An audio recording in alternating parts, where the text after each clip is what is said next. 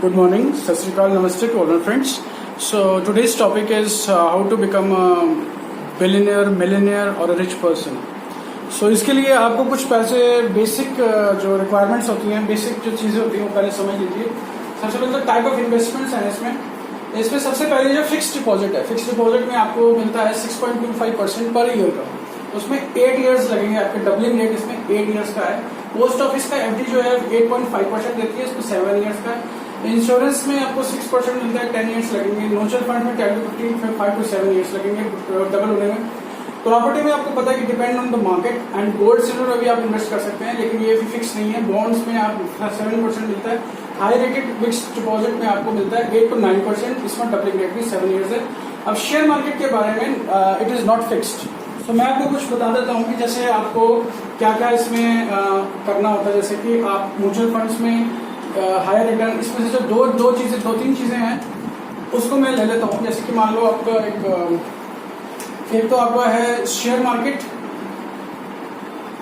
इसमें रिस्क बहुत ज्यादा होता है, इसमें हाई रिस्क है, ये हाई रिस्क, इसमें हाईली रिस्की है इसमें।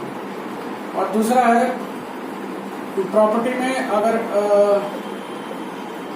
इसमें ये प्रॉब्लम होती है कि इसमें जो आपका मतलब कैश जो है थोड़ा, इसमें जो है प्रॉपर्टी में आपका जो है अभी मार्केट पे डिपेंड करता है, डिपेंड्स ऑन द मार्केट। और थर्ड है आपका जैसे कि गोल्ड एंड सिल्वर में भी आप इन्वेस्ट कर सकते हो, तो इसके भी थोड़ा सा डिपेंड करता है on the market, depends on the market, ये भी डिपेंड्स ऑन द मार्केट। तो बाकी तो आपने देख ही लिया सारे जो रेट्स हैं। म्यूचुअल फंड्स का है, म्यूचुअल फंड्स में ऐसा होता है, दो स्कीम्स होती है इसमें। म्यूचुअल फंड्स में आपका दो तरीके होते हैं इसमें, जैसे कि एक तो हो गया एसआईपी के थ्रू, एक होता है लमसम, एक होता है लमसम। तो एक तो हो गया एसआईपी का मतलब ये होता है कि SIP means SIP means systematic investment plan. Systematic investment plan क्या होता है कि आपको हर महीने कुछ अमाउंट आपको उसमें डालते जाना है। जैसे कि मान लो उसमें होता है एनएवी। एनएवी क्या होता है? Net value asset. मतलब कि जैसे आपने इसको एनएवी जब आपने खरीदा था तो एनएवी थी 10 रुपए, और आज एनएवी मान लो है 15 रुपए या 20 रुपए या जो भी आपको प्रॉफिट मिलेगा।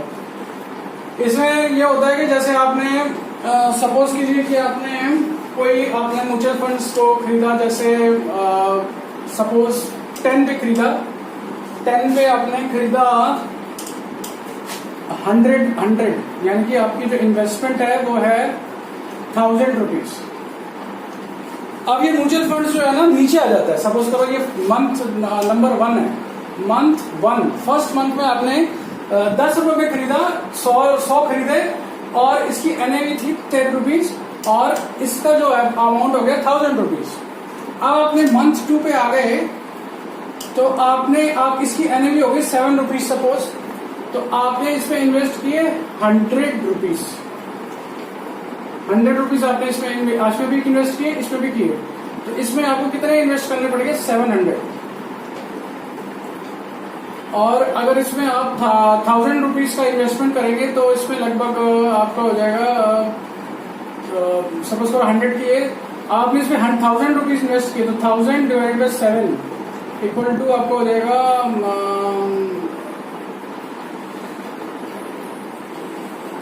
तो 178। तो आपको जो मिलेंगे इसमें आपने सपोज कर लो 178 आप खरीद पाए, आप 178। अब आपको मतलब कि 178 मिला, मतलब आपने 1000 रुपीज इन्वेस्ट किए, बट आपको मिले कितने? ये नंबर ऑफ मतलब इसमें नंबर होता है, ये नंबर ऑफ जो भी आपका एनएवी के थ्रू इतने आप नंबर ऑफ म्यूचुअल फंड्स के नंबर होते हैं, इतने आपने जैसे एक की एनएवी 10 है ना, तो आपने 100 लिए, ये 178 ले लिया, इसमें भी आपने इन्वेस्ट किया 1000 रुपीज, तो आपका जो नंबर है वो तो बढ़ गए। ऐसे ही मंथ 3 में आए तो आपने 5 रुपए हो गया, ये सपोज करो, तो अब आपने फिर से 1000 रुपीज लगाए और मिले कितने आपके? आपको मिले 200। तो 200 मतलब नंबर ऑफ ये नंबर होता है इसमें, तो 200 मिले 5 रुपए में, और 1000 रुपीज आपने फिर इन्वेस्ट किए। अब मंथ 4 में जैसे हो गया आपका, ये हो गया 10 रुपये। तो अब आपके जो है ये 10 रुपये के हिसाब से आपको 100 मिले और आपने फिर से 1000 रुपीज को इन्वेस्ट किया। तो अब जो इसकी करंट अब मंथ 4 में ये हो गया, सपोज करो मंथ 5 में आपका हो गया 20 रुपीज का या 15 रुपीज का हो गया सपोज। तो अब आपने इसमें इन्वेस्ट किए 1000 डिवाइड बाई 15, यानी कि आपका हो गया कुछ 43 हो गया, 43 इन्वेस्ट किए इसमें। तो ऐसे करते करते आपकी जो एवरेज है ना, एवरेज कॉस्टिंग इसको बोलते हैं, एवरेज कॉस्टिंग।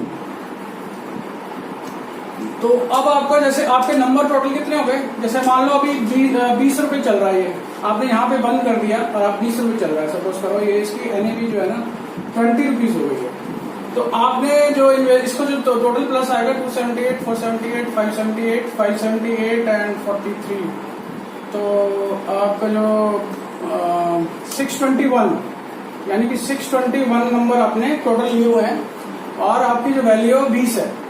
तो आपकी जो टोटल हो जाएगा, आपका जो टोटल हो जाएगा 12,440 रुपए आज की डेट में। और आपने जो इन्वेस्टमेंट की थी टोटल, वो की थी 1000, 2000, 3000, 4000, 5000। तो आपने इन्वेस्टमेंट कितने की 5000 की और आपको मिले कितने 12,420 रुपीज। यानी कि आपने ये जो नंबर बढ़े हैं ना, ये जो नंबर बढ़े हैं जब नीचे आया है ये एनएवी में, तो इसमें जब आपका इन्वेस्टमेंट है वो बढ़ गया, मतलब investment number of mutual fund number जो थे वो बढ़ गए। उसी के कारण आपकी जो आपने इन्वेस्ट की ये इतनी इन्वेस्टमेंट थी आपकी और ये आपका हो गया, ये आउटपुट हो गया। ये इसमें जैसे आपने मान लो 6 मंथ्स 8 मंथ्स के लिए होल्ड किया, तो ऐसे करके इसमें लॉक इन पीरियड भी होता है, विदाउट लॉक इन भी होता है। और ऐसे ही आपका जो शेयर मार्केट है, ऐसे शेयर मार्केट में भी सेम चीज होती है। जैसे आपने कोई शेयर खरीदा, जैसे शेयर मार्केट का भी मैं आपको थोड़ा सा आइडिया बता देता हूँ। जैसे कि इसमें एक्चुअली आपको शेयर मार्केट में क्या होता है कि आपको एक तो बोनस मिलता है, दूसरा आपको डिविडेंड मिलता है। सो ये और जो वैल्यू है वो बढ़ती चली जाती है, value of the share increases with time.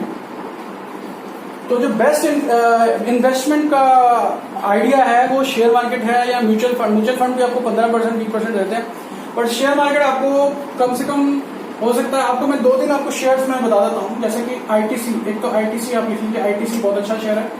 और दूसरा है जैसे कि आप ले सकते हैं मदरसन सुमी, और तीसरा है आपका HCL, या फिर आप ले सकते हैं ये आपका क्या कहते हैं विप्रो। ये तो 3 शेयर हैं, ये बहुत लॉन्ग टर्म के लिए, लॉन्ग टर्म शेयर्स हैं।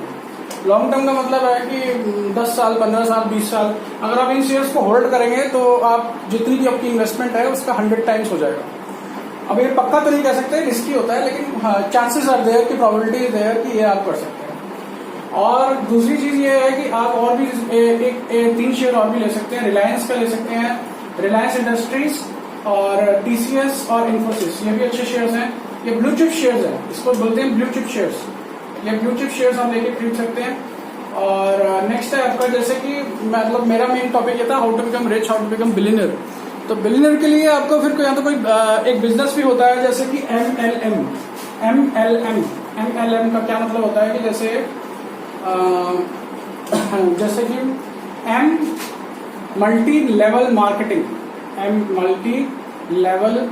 मार्केटिंग, इससे इसको भी, ये भी अच्छा बिजनेस है। इसमें भी आप जैसे आप ए हो तो ए ने बी को कुछ बताया, जैसे ए ने बी को कुछ काम कराया किया, और बी और सी, जैसे कि आपने 3 बंदों को आपने कोई प्रोडक्ट बेचा। अब ये लोग आगे आपको प्रोडक्ट बेच रहे हैं, सपोज कर लो EFG इसको बेच रहे हैं, और ई जो है आपका HIJ ऐसे ये बेचता जा रहा है। तो आपका जो ये आप फर्स्ट स्टार्टिंग पे हो ना, तो आपको ये जो इन सब का प्रॉफिट आपको ही मिलता चला जाएगा, इन सब का प्रॉफिट आपको ही मिलता चला जाएगा। इसका भी ये भी जैसे कहीं पे जाता है कुछ, जैसे मान लो ZXY इन तीनों को बेच देता है, अलग अलग 3 तो ये भी आगे और बेच देते हैं 1 को 2 को 3 को। तो ये मल्टी लेवल मार्केटिंग चल रही है आपकी। मल्टी लेवल मार्केटिंग मतलब एक बार आपने प्रोडक्ट किसी को बेचा, मतलब किसी को बेचा, मतलब किसी को सेल किया आपने, और आगे आपने टीम बनाई अपने अंदर। ये टीम ये जो काम करेगा वो आपको भी मतलब प्रॉफिट होगा, कुछ परसेंट आपको भी प्रॉफिट होगा।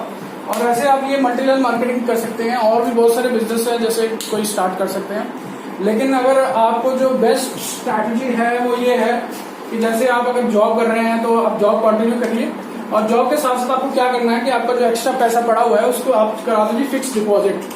किसी भी बैंक में जाकर के फिक्स डिपॉजिट हो गई। अब एक फिक्स डिपॉजिट से आपने क्या करना है कि आपका जो पैसा आएगा, जो इंटरेस्ट आएगा, इसका जो इंटरेस्ट आएगा ना आपको, उससे आपने क्या करना है कि डीमेट अकाउंट खुलवाना है। डीमेट अकाउंट खुलवा